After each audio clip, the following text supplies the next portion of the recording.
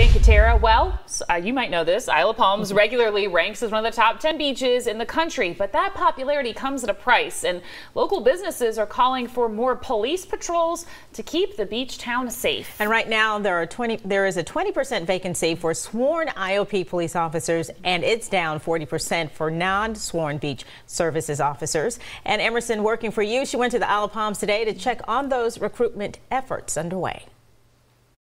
The season's heating up out here on Isle of Palms, but so is the trouble, according to some of the business owners we spoke to. They'd like to see more patrols on the streets, and that's exactly what the chief's working on right now. Over there at the park, they had fights.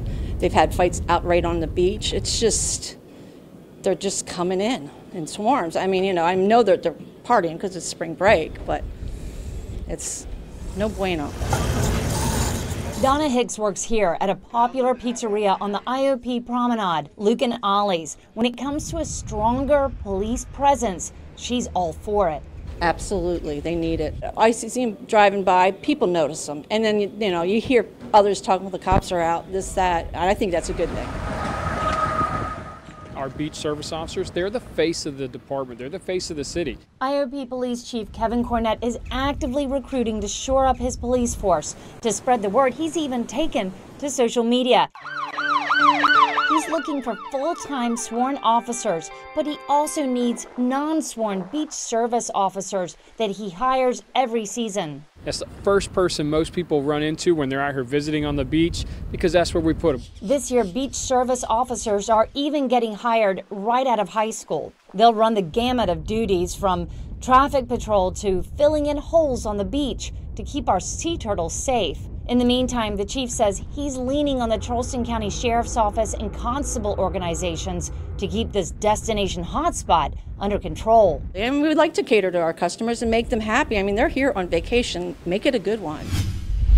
Well, good evening. We begin tonight with a sign of the times. That sign mainly says help wanted. The owner of a popular West Ashley barbecue restaurant is being open and honest about his struggles. Our Katie Salt spoke with the head of Bessinger's Barbecue, who says he's putting off surgery just to keep his doors open. Did y'all want 2 regular fountain drinks? Since 1939.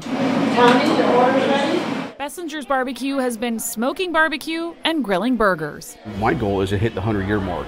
But that dream is looking bleak as Bessinger struggles to find people to run the kitchen and serve customers. We used to have about 45 employees at this location. Now we have 13. Bessinger says he only started seeing the staffing shortage in recent months, but across the industry, it's been a problem for a while. I think a lot of people have jumped ship in industries. Christine England runs the Facebook group Lowcountry Eat Out, a platform aimed at educating diners about problems faced by the food and beverage industry. So the staffing shortage is a huge deal for us, especially as we're a community that loves to eat and drink. We are a community that loves to go out and enjoy our food scene. South Carolina's most recent unemployment rate was just 3.5%. So Bessinger wants to know, where are the employees? We hire 4 people and then 1 shows up for an interview. Heck, we have 20 interviews. 1 or 2 show up. You try to hire 1 and then they don't even come to work on their first day.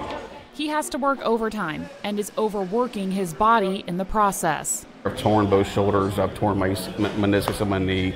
I fell and I need a cervical spinal operation.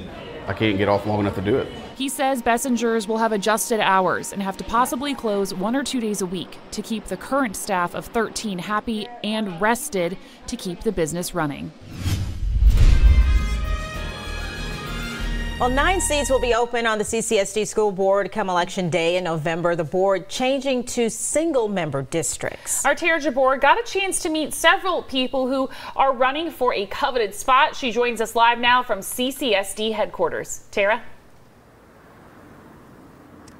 Hey, Katie and Tessa, all the people I spoke to today say that they say this upcoming election is really a clean slate for CCSD board. Now, all the people, they're running for office in an area where they currently live, and they want to make a change in their community. On Friday, candidates could officially apply to run for a seat on the CCSD school board. A group gathered outside election headquarters to show support for Kevin Hollenshed. He's running for school board again after losing 2 years ago with the focus on closing the achievement gap. Teaching some kids in affluent areas and kids that are not in affluent areas are lacking. We have to change all of that this year. Other candidates for the board joined Hollenshed. Thomas Ravenel is running for District 3. He told us his priority is being an advocate for parents, teachers, and students. We have a serious mental health problem. I've been a substitute teacher for 13 years. I've worked in the schools, behind the scenes, and we have a serious problem with mental health. We just have a serious problem with connecting with our children. Dr. Carol Temple has been a teacher her entire life. Now she wants to be on the school board to help staff and schools reach their full potential. What is the professional development department, and what is being done for teachers, and how are we working to build leaders within the system? Joy Brown is running to represent West Ashley. She was born and raised in the area. She says her priority is strengthening the communication and transparency of the board. We need to get things straightened out. We need to reformat what's going on. For too long we had a superintendent who was running things, and really it's the school board members who have the say. Darlene Dunmeyer says she wants to be on the board to strengthen the curriculum in schools. She says the reading level of the students at CCSD is a problem. It really concerns me and it grieves me that in 2022 we're talking about kids not reading on grade level. That is the fundamental reason behind education. Now, as of about 5 o'clock today, 12 people are running for CCSD school board, and that does include board chair Dr. Eric Mack. Election day is on November 8th.